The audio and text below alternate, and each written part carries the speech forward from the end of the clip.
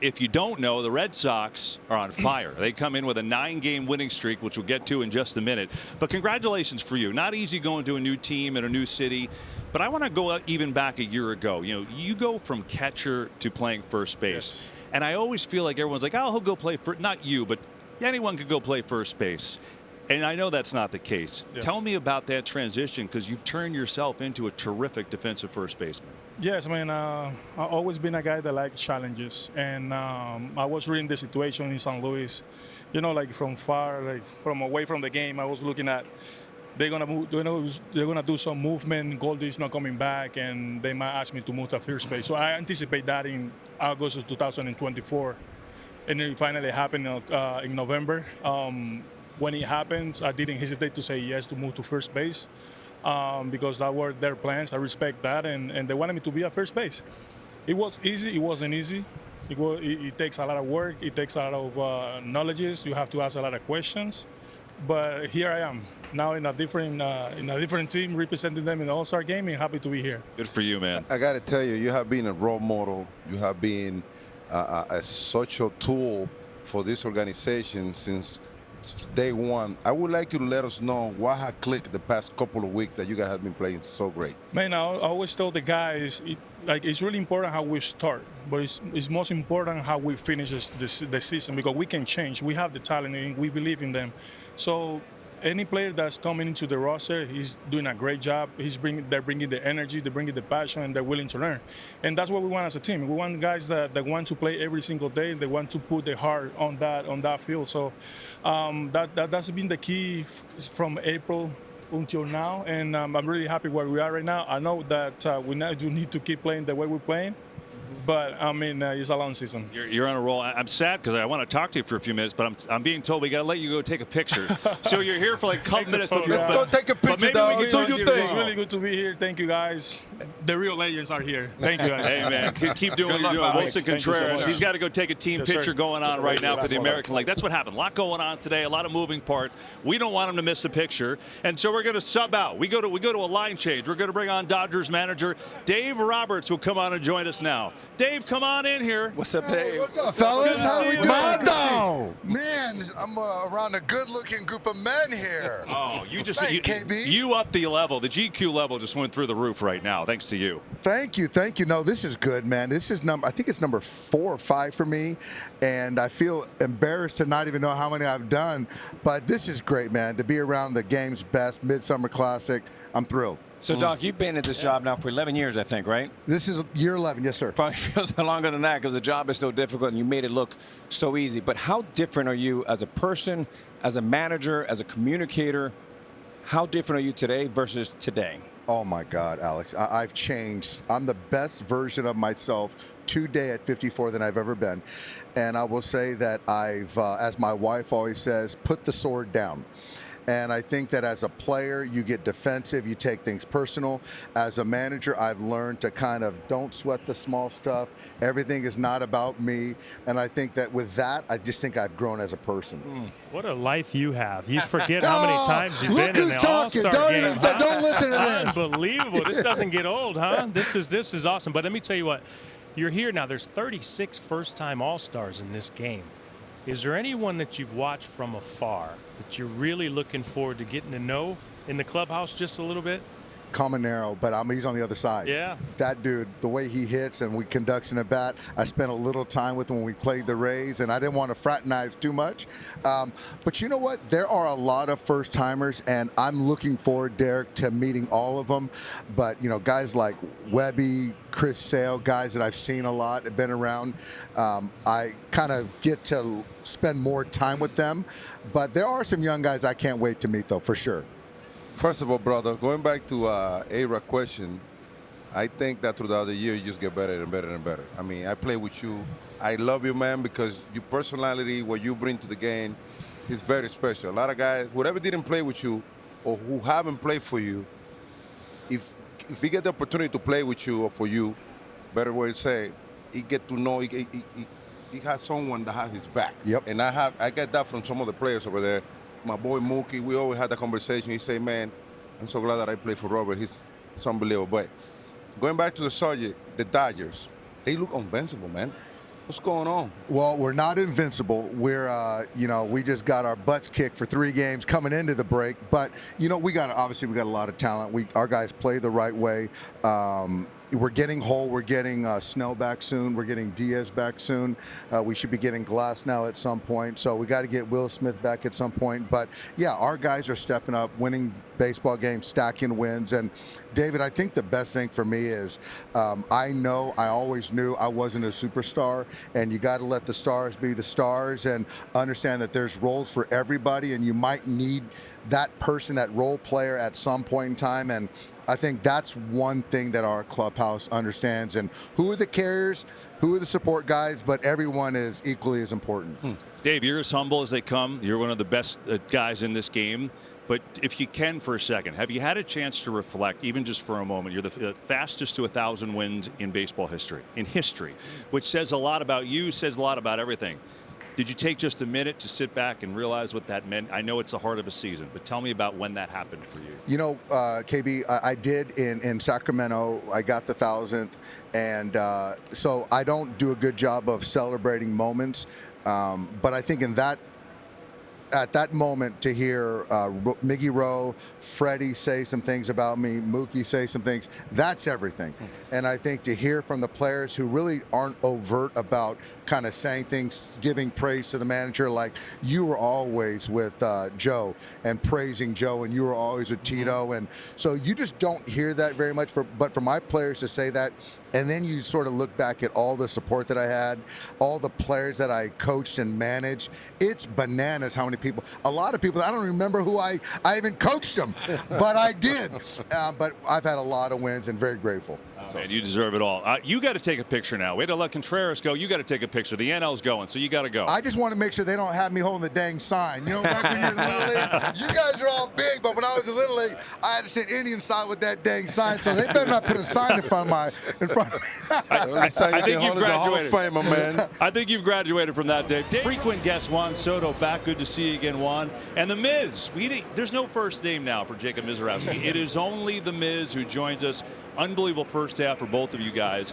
And, well, first of all, congratulations on this. And Miz, I want to start with you here. Does anyone call you by Jacob, or simply the Miz will do for everyone? Yeah, that's most people call me Miz, so yeah, that works. That works. Why not? Makes sense. I tell you, you know what? Juan, I always knew you were smart, man. But now I really know. So you hang out with the nastiest pitchers at the All-Star game. You become friendly, so they don't throw inside. I love it. But Miz, let me ask you a question. Last year, you had 5 games. Next thing you know, you're in the All-Star game. We saw you walking around a little bit, and you had your eyes wide open. How is it this time around? You get a chance to get your feet on the ground? Yeah, a little bit. It's still the same thing. If eyes are wide open, but no, it's a little bit better. I kind of understand it a little bit more, so it's a lot of fun.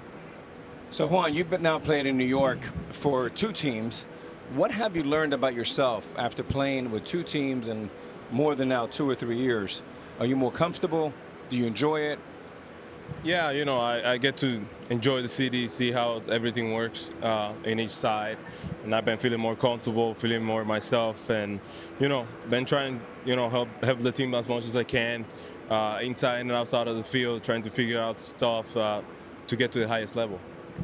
I got to say something to the 2 of you. I don't know if you guys know that you guys are 2 of the guys that when you guys are either pitching or hitting, it seems like everything stopped.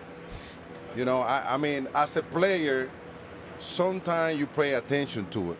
And being said, you, Juan, has been incredible this first half of the season. I want you to take me through it a little bit, what your mindset has been the first half. And Jacob, you as well, has been amazing dealing. I mean, you look uncomfortable out there. I mean, for the batter. So take me through you guys' first half. Yeah, it's been fun. I think it's it's been what I've been for my whole career. So it's one of those things that's pieces are finally coming together. So it's really cool to see the outcome that I've built this half. So it's been fun. Yeah, it's just been putting into the work. The league has changed a lot.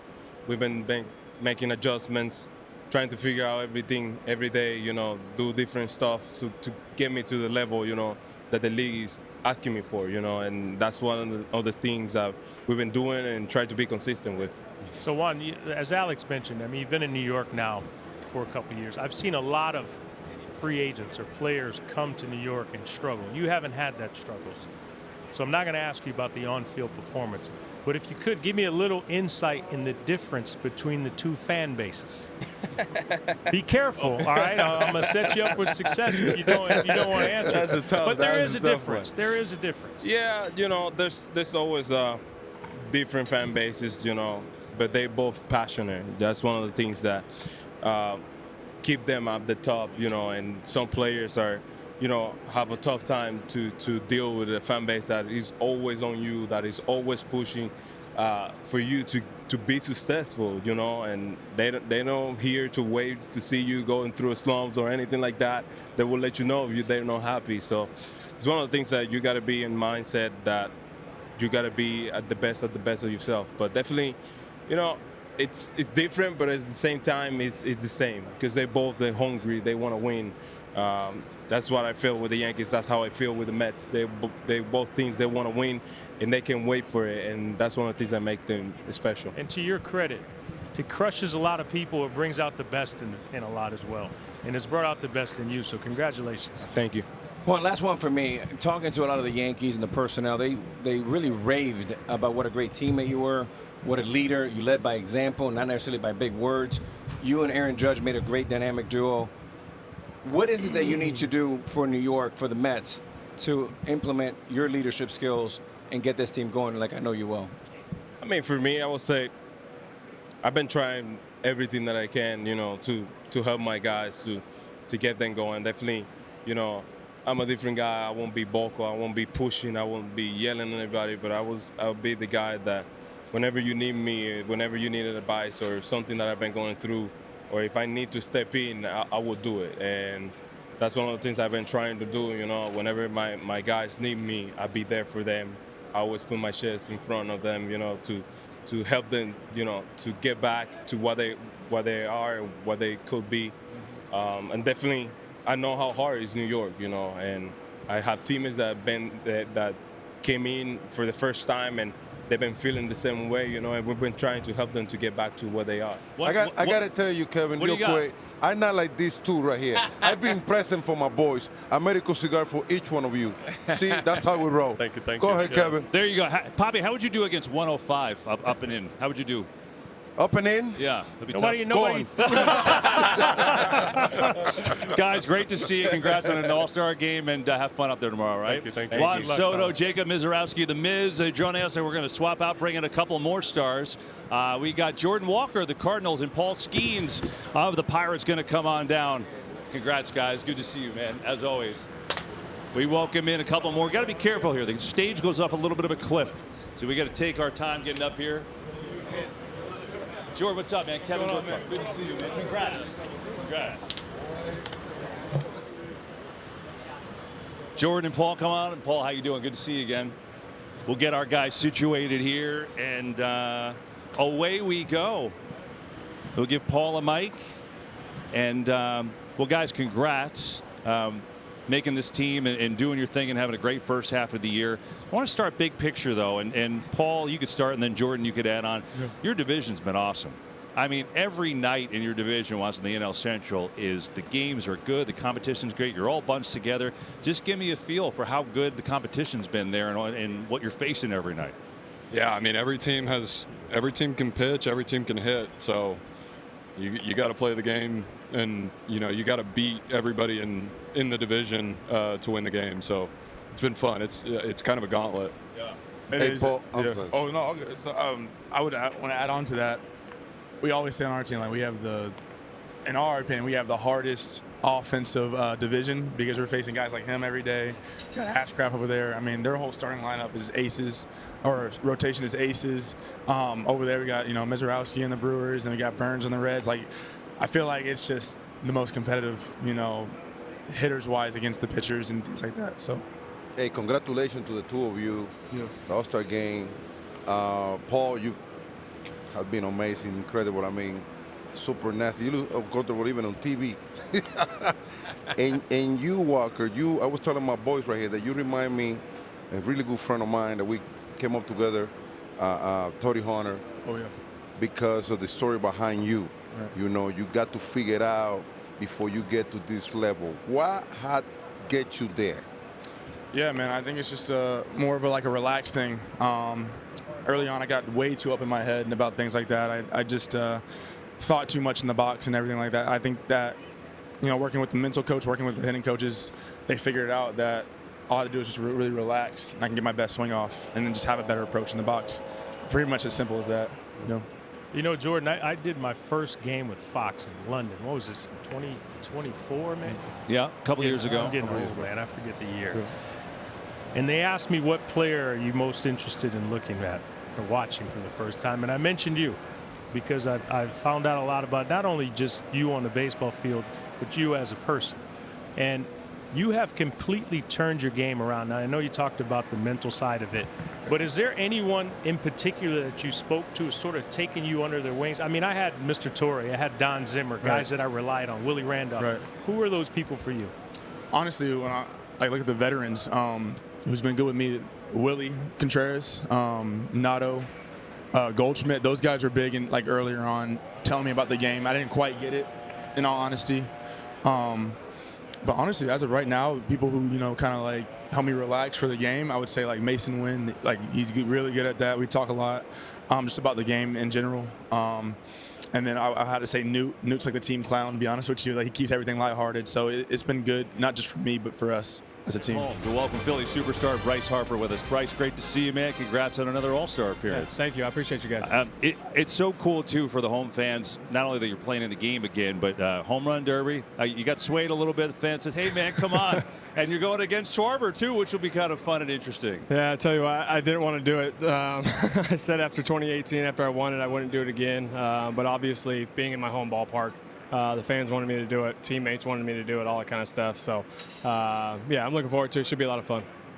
Harp, congrats on another All-Star game. It's always so fun to see you this time of year in October. You guys started the season 9-19, a bit slow. But obviously, since Mattingly took over, you're now 45-24. 2 games back with 65 to play. What have you done for an adjustment, and what do you have to continue to do to finish strong into October? Yeah, obviously we love Topper. Everything he's done for our organization over the years, but made the decision to let him go. And Donnie's been great. He's been a lot of fun to play for. He's a guy that's done it in a big market at the highest of stages, and it's been nice to have a guy that's been in the batter's box and held the bat and all those other things. So you understand what it's like to be in there and what it takes to play in a big market like this as well. And he kind of just wants us to go out there and fight. Fight every night, fight every day, no matter what our record is, how we're feeling, or whatever it is. He just wants our best effort, and I think we've been able to give that to him.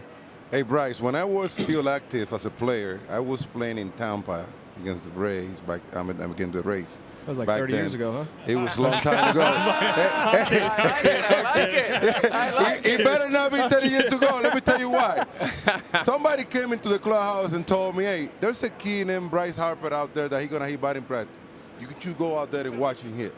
And I got dressed up and I went out there to watch him. You will hit him bomb, one after another. But I saw a kid that was having fun, and he was fearless. I've been watching a lot of you guys game this year. And that kid that I saw back then is the kid that I'm watching right now. What had changed? I mean, your body language is a monster body language. I think expectations and reality and everything kind of, from the time I was 10 years old all the way through, expectations are huge. I want to be the best player I can each night. And sometimes you forget to enjoy it. Sometimes you forget that it goes quick. And, I think the WBC was kind of a, eye-opening experience for me as well, playing with some of the best guys in baseball, understanding what their routines were, what they did, how they enjoyed the game. Like you guys, you guys played it before me, and you guys did everything you could to extend your career for a long time. But it's gone. It's done. And, it goes quick. Everybody knows that. So I just want to enjoy it the best I can, no matter where we're at, how we're doing, how I'm doing. But also, like I said, I want to be the best every single night. So when I'm not, sometimes that takes over. Just to piggyback on how quickly it goes. We talked about there's 36 first-time All-Stars here this year. When you come in your first time, I mean, you're wide-eyed. You don't really want to speak. I'm talking from my perspective. You don't want to talk to anyone. You just go to your locker, you get dressed, and you go out. Tell me how that's changed now. You are, I don't want to date you, but you're the elder statesman, one of the elder statesmen here. How has that changed in terms of the young guys coming up to you? Yeah, I mean, the first time I did it, it was Chipper's last. And so being able to kind of enjoy that moment, Chipper was a guy that I grew up watching. I mean, he was on TBS every night, right? And, Braves had national games. So he was one of the guys I watched. And to be able to see his first one, I was kind of like that, too. It's the same thing. You go in there, you don't know what's going on. You grew up watching these guys. I could be their kid, right? I mean, 19 years old. So it was a lot different. I mean, Alex understands that. He gets it. And so being able to kind of, transition into a phase that, like you said, I'm a little bit older. All these kids that are here now grew up watching me play, right? And so I just want to do everything I can to help them in any way. I don't care if you play for another team or not. Obviously, I don't want you to have success against us during the regular season, right? But if they have a question for me, I hope they find value in, my experience and value in what I can tell them, no matter what that looks like. So I'm all ears for anybody that wants to talk or communicate or anything else. So I'm enjoying it as much as they are, just at a different experience as them. Bryce, you've got, baseball's hard, and it's also hard to keep a core together. And you guys have had a similar veteran core for a while now and produced and won a lot of baseball games. Behind the scenes, what's the number one reason why? How do you keep it together, keep it motivated, and keep getting results? Yeah, I mean, just culture. I think culture is huge. I think going out to dinner, I think hanging out, playing cards on the plane, doing all those things. I think that's the things that we still instill in everybody is the old style of the game. I mean, everybody hangs out, everybody goes out, everybody, enjoys dinners and stuff. And we all have families. I mean, we got 60 kids under 10 on this team. That's a lot. But the thing is, too, we have to be able to come together as a family because we see each other more than we see our families and our kids and everybody else. So we have to instill that into everybody that comes to our clubhouse. And we don't care who you are, where you're from, what you did with the team prior to us or anything else, or how old you are. We want to have all the faith in the world in you when you get in the batter's box in a big moment, postseason, anything else. So we want you to be comfortable. Obviously, we need you to work hard and have fun and enjoy it. But, we want you to be comfortable too and, do what got you here. Preach. Love that. This guy has been my dog since those Tampa days when I came out watching hitting bombs. So I got to give him one of my dog shirts. Oh, there we go. That's what I'm talking about. Dang. There we go. From a dog to a dog. She don't want no puppy. She wants a dog. Now it feels right. Bryce has a My Dog shirt. Oh, Marsh wants one. Brandon Marsh wants one. Come on over, man. I got you, man. She wants a big dog. I got you. We need another one. I got you. Brandon Marsh, come on in, right. Brandon. That's right. Bryce, you can head on out if you want, or you can stay, whatever you want to do, man. I don't care. You're good. We'll bring in Brandon. I got Brandon cover. Wait. I got Brandon cover. Come on. Out. Brandon, what's up, man? Kevin, good to see you, brother. So I got Brandon cover. Come on, man. What did you say? Gotta have those nice body. You gotta wear my dog teacher. That's how we She don't want no That's puppy. how we roll. She wants a big dog.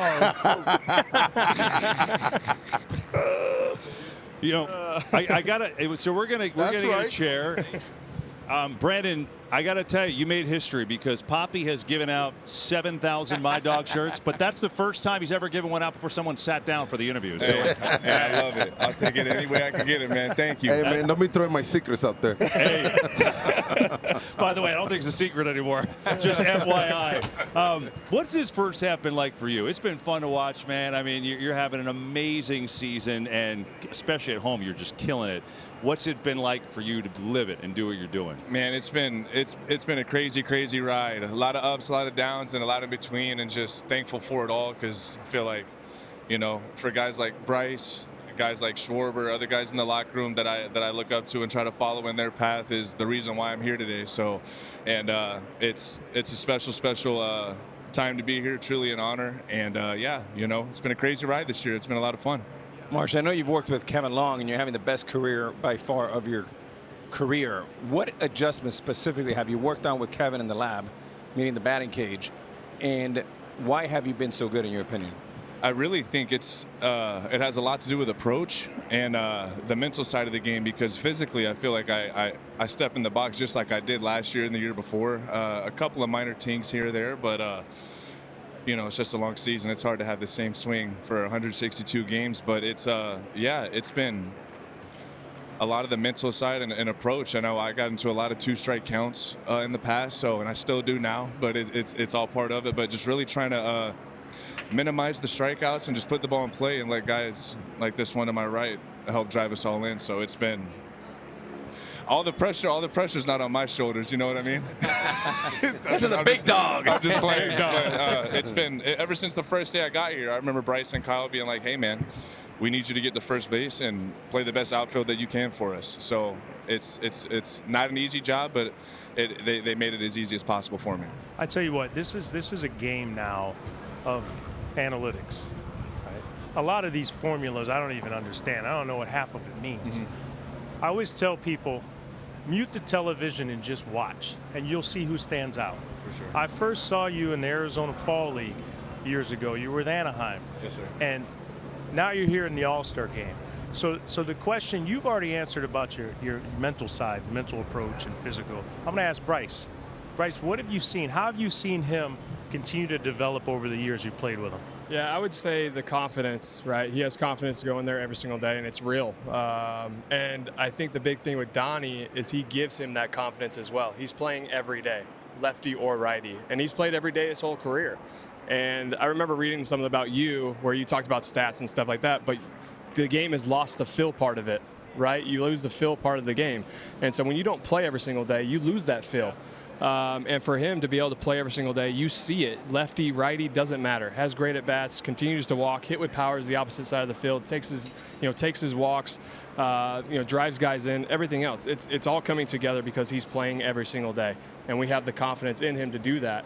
And I'm glad that he's taken that extra step and he's taken that next step because he does have it in him.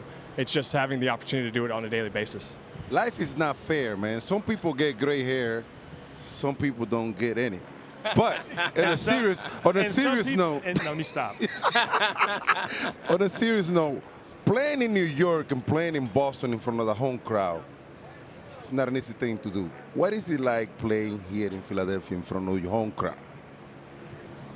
It's been a crazy experience, coming from West Coast to East Coast and not knowing much about anything to do with Philadelphia other than a couple of players from the past, like J. Roll and Ryan Howard and stuff like that. But I feel like, these fans expect you to be great, and they help hold you accountable, and they help you show up every single day. Because as you guys know, you guys played for a very long time. It's hard to show up every single day for a long season, especially guys that go into playoff runs each year. So it's these guys bring the best out of us here, and it's been an incredible journey. Just being in the outfield, having the whole city feel like they're behind you back there. So it's been awesome, man. I got real quick for you guys go, and thank you so much for hanging out for all this time. I know you got a lot going on today. Bryce, maybe you give us a little insight. You mentioned hair. How in the world does your hair always is perfectly wet Please tell in the us. 7th inning of a game? Bryce. Come on, man. No, Bryce has perfect hair. That's not fair. But Marsh's hair is like unbelievable. It's always like no. Come on, man. He wets it every single inning, that's why. Come on, man. Come on, man. He's got to be wet while he plays. Come on, baby. He loves it. Shows it the off. secret's out. The But I camera. need to get a turkey to get in a hair trampoline. Turkey, you're going to have that line in the back of your head. to clarify. Kevin, you know any place here where they can get it done? I know I could get you to Turkey. It's fine. When we come back, Poppy goes to Turkey to get a hair transplant. Got Bobby Witt Jr. of the Royals, Ernie Clement of the Blue Jays, who we saw a ton of last year in the postseason. And guys, congratulations on another All-Star. Let's start here. Ernie, let's start with you. Did you ever think, going through all that you've been through to get to this point, that you would be the darling of the fans? You had the most fan votes, man. You did it. Everyone loved Ernie. That is ridiculous, man. That is ridiculous. I think anytime you're in a conversation with Shohei, you gotta. It's just the coolest thing ever. And anytime you get to hang out with this guy, it's even cooler. So pretty well cool. deserved, man.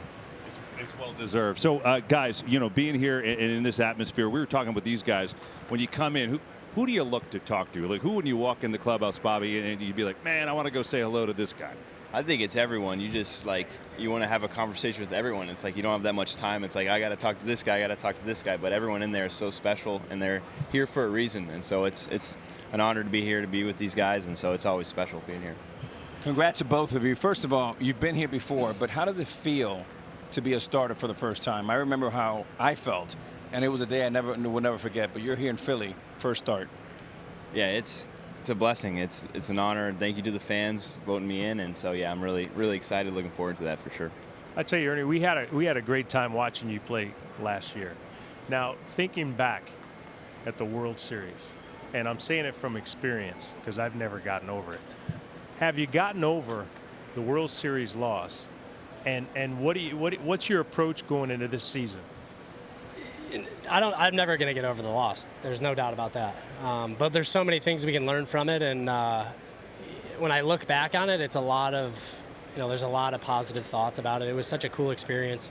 I got to experience it with an amazing group of guys, and we're hungry to get back. It's once you get there and get that taste of winning and making it to the World Series and being so darn close, you'll do anything to get back.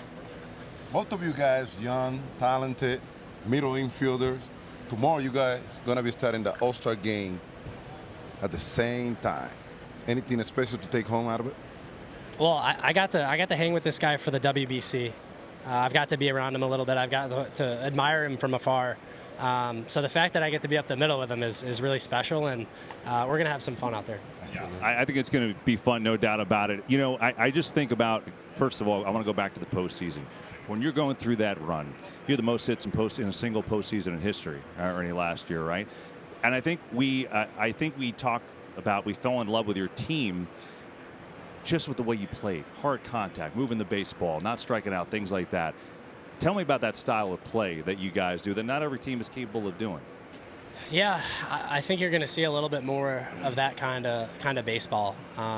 We played winning baseball at the end of the day. That's all we cared about. I showed up to the field and just thought, what can I do to help this team win today?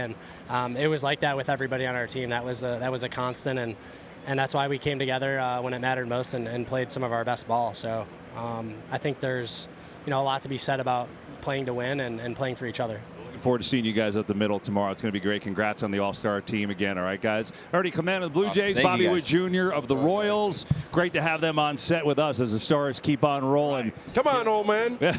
Sit down. Poppy's got the seat. Forever, man. Let's go. Poppy's got the seat. I was asking if he needs help coming up the stairs. Just as much time as you needed going down there when I said hi the first time. Yes, I'm telling you. It's funny. They made fun of me when I was getting older. Me too. Well, I'm there every day. And they make the stages very narrow, so they try to make you fall off the stage. That's kind of the idea, so we can laugh and have laughable means. It's great to see you. Basically, you've been an honorary part of the show for years anyway. I feel like you've been on a million times with us. But you've announced you're going to retire at the end of the year, and you're hoping to get back and maybe contribute to a run here. Just take me through the emotions where you are right now of playing this game you love so much and hoping to have a little bit more left.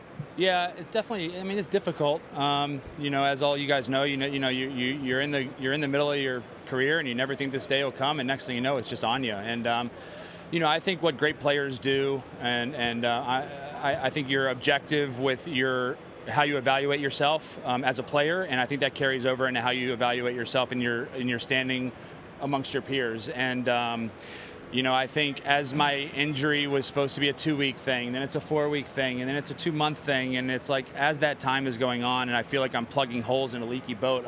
Something else is always popping up. It just became quite apparent to me that my body's not quite able to do what I need to do to be successful at the level that I expect to be at. So it was tough. It was a tough decision to come to, but ultimately, I'm in a good headspace about it.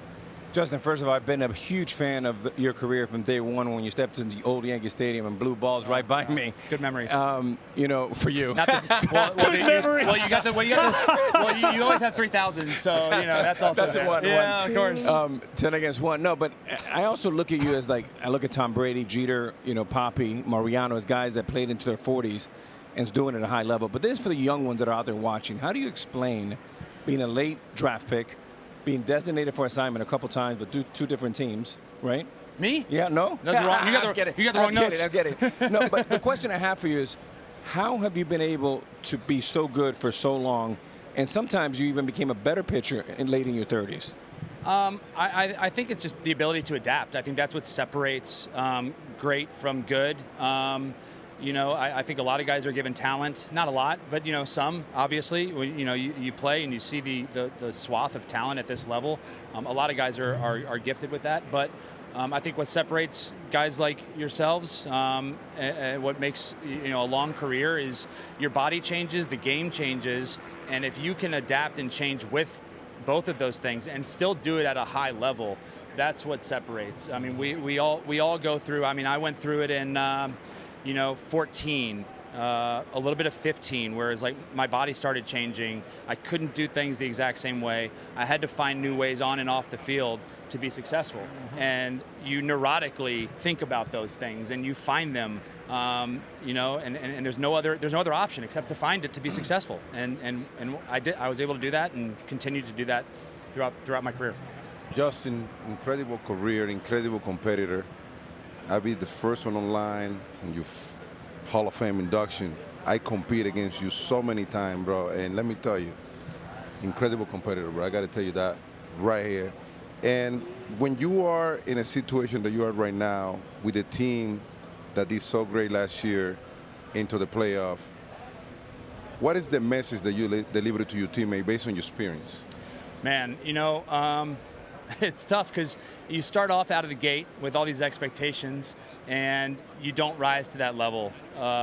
And for a while there, you say it's a long season, boys. Everybody's going to go through this. And then it's like, it's not so long anymore. You need to kick the horse. We need to start showing up. And I think it's hard for pitchers, particularly. I think you lean on some of the young position players to really kind of carry that message to those guys. I talked to the starting pitchers, Scoob, Casey. And I think the important thing is that you accept the responsibility of being a good team. Know that those expectations are on you, and you can either answer those expectations or you can't. And we'll find out if we're good or not. And for the last 2 months, we've shown that we are a good ball club. Mm-hmm. So hopefully we can carry that down the stretch and do something special. I tell you, excuse me, we talked about this past off season about potential retirement. So I'm happy that you're at peace. You're going to get a chance to start a new life. You're with your family, spend time with them. So congratulations. I'm happy you're at peace. You've won a Rookie of the Year. You won a Cy Young. You've been an MVP. I mean, you've pretty much done everything in this game. Personally, what do you want to accomplish the rest of this year? I mean, the first thing that comes to mind is just to get healthy and pitch successfully. It's been so hard for me to not be able to be out there and do what I love doing. And it's like been tantalizingly close. I've been able to, I made my last rehab start and was like, all right, I'm back. And then I pop a hamstring, and so I don't think there's any goals, 300 wins, 4,000 strikeouts were things that I dreamed of being able to do. The game's changed too much. I've run out of time. It's just not feasible. So I think to just go out with a bang, figure out how to again, adapt and be successful one last time and hopefully catch lightning in a bottle and help us do something special down the stretch. I think nearly 3,600 strikeouts and 8th all time is pretty good. I mean, maybe you didn't hit 4,000, but I don't know. That'll go down in a lot of history books. I appreciate it. Thanks. I wanted to ask, just before you got here, we were talking about Scooble and obviously the rumors, is he going to stay or go? Do you feel that? I mean, I know obviously you want to play better as a team no matter what, but do you feel the pressure to play better, especially to make sure he stays so you can have that added ammo for the run? What am I going to do about it? I haven't been out there. I think you got some pull, man. You got some pull. I think Scoob has handled it extremely well. He's very professional and he knows what's at stake. And, it really gutted him to be able to have to take that time off. But to see him back out there and pitching the way that he can, obviously it's a huge catalyst for us going forward. So I think, the thing for him is just show that you're healthy, show that you can pitch the way that you can, and we can ride that horse, man. Like that just gives you a chance. And I remember just a couple years ago playing the Tigers came in to face the Houston Astros in a 3-game series. It's like, we got Scoob game 1. Okay. And then, of course, we lose. He pitches great. We lose that game. It's like, man, then we have a bullpen game. So being on the other side of it, what great starting pitchers, how they can influence the playoffs. And so, I think it's not any added pressure, no. But, we know what's at stake. Yeah. Well, as great as this is, we love to have you in the postseason game with a headset on after the game. Yeah, that's what we love to see. We'll see. These are full circle moments, man. You remember? Hold on. I got your last season.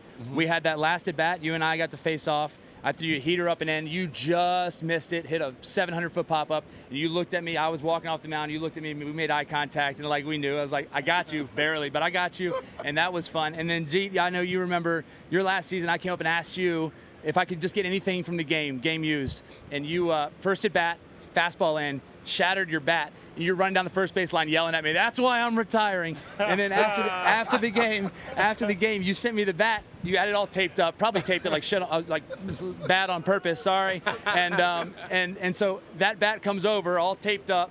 And to Justin, this is why I'm retiring, Derek Jeter. And like, man, like it's such a cool thing to be here with you guys. And like, remember, I'm sure you guys, it was a whirlwind, but to like see where you guys were at then and like get to compete against you at the highest level, and to be able for me to be on the other side of that now and be on the way out, I don't know, it's just really cool. I appreciate those moments. Awesome. Yeah. Fun to watch. Boca, where you got him. Yeah, thank you, brother. I appreciate you. That is great. Get Smoke well. that in Get Cooper well, time. Justin. Thanks, Good to guys. see All you, right, man. good to see you, Justin boys. Verlander, the great Justin Verlander. Hey, why don't you come and work at Fox, man? He practically has. He's put in a lot of hours. So Verlander departs, and we go to the bullpen again. We bring in speaking of aces, we go to the Yankees ace here, and Cam Schlittler is going to come and join us. And Cam, come on in. We'll get you a chair. Good to see you, my friend. Cam, good to see you. Kevin Burkhardt. All right, we'll get Cam sitting down here in absolutely unbelievable first half of the season for you. Gosh, it's been so fun to watch you do your thing. And I'm curious, we saw your greatness last year, and especially on display in the playoffs with the wild card, what you did against Boston. So how did you take that and make yourself better this year? Yeah, I appreciate you guys for having me. But, yeah, again, I feel like I was finding my identity a little bit towards, the end of the season last year. And I think Garrett was a great part of that. Same with Carlos and Max. And it's good to have leadership in there, and they can kind of guide you the right way. But I feel like I found that identity in the postseason, and it worked out pretty well. And just, again, took that into the offseason. Coming into this year, just kind of having a game plan with, kind of how I want to use the fastballs. Cam, so when you talk to anybody in New York, they talk about and they rave about your work ethic, your attitude, your leadership for a young guy, and your ability to be a big-time horse at the front line. My question for you is, between AA and AAA, you threw around 145 to 150 innings last year. You could be, if you go deep into the playoffs, on pace for 200. How do you prepare for that on your first year that you have to throw close to 200 innings? Yeah, that's a great question. Again, I think stably over the last 2 or 3 seasons in the minors, I've been able to gradually kind of build up that workload with the innings. And again, last year finished around 160, and I'm comfortable that if I get to that 200 inning mark, and hopefully we are playing October like we expect to, that I'm going to have no issue dealing with that. And again, the biggest thing is feeling good for October and getting there and trying to put your team in a position to win games. Cam, congratulations, man, once again. Last year when I first saw you pitching, I was like, man, this kid gonna be a stud. Man, you overpowered everybody, and you confident level out there. Your body language is incredible. I'm still mad at Boston for not drafting you, man. By the way, I don't know if they ever got the opportunity, but I know you're from Boston, right? Yes, sir. What area in Boston? Walpole, Mass, about 35 minutes There south. you go. You know where that is? Huh? You know where that is? I used to live close to it. Yeah. Yeah, you know that? Yeah. See, I know what I am. But anyway, you confident level when you are out there on a mount. Where did it come from? Where did it come from? Yes. I think, again, I think my dad just, again, he's a blue-collar guy, police chief, and he always kind of taught me to be humble and work hard and work when no one's looking. So I feel like that confidence kind of spikes from him, and it's led me to a great deal of success so far. I say, here, I got to tell you, you look scary when you're on the mount out there, kid. I appreciate that. As you said, you're from Boston. Grew up a Red Sox fan. How long did it take, or is it still taking time, for friends and family to switch their allegiance from the Red Sox to the Yankees? And if there's anyone in particular who has not, call them out right now, will you? Again, I think, again, like, my friends are kind of nutcases, but like they support me and they love supporting me. When we go to Boston, it's a lot of fun for them, and I think they want me to succeed. But at the end of the day, they still want the Sox to win. But again, my family is, we've always been loyal, and we've stayed true to the people that have supported me and put me in a position to succeed, and that's exactly what the Yankees have done. So when it comes to that, family's all on board. I think people back home in Walpole, really support me, and again, it's been a special opportunity to be a Yankee. So you don't have any true friends? Huh? You don't have any He true does friends? have friends. Let me tell you. And now he's gonna have even more because my don't share is going to you, buddy. This is it right here. Go. You got friends back home that they're gonna live with. Even more, they're gonna love you now. Oh yeah, they're gonna love it. They're gonna love it. That's going to all the ex-friends, by the way, back and ex-friends, forth. There you ex-friends. go. Cam, you've been awesome. Keep it up, man. Thank have a you, great guys. second I half. really right? appreciate Cam it, guys. Schlittler.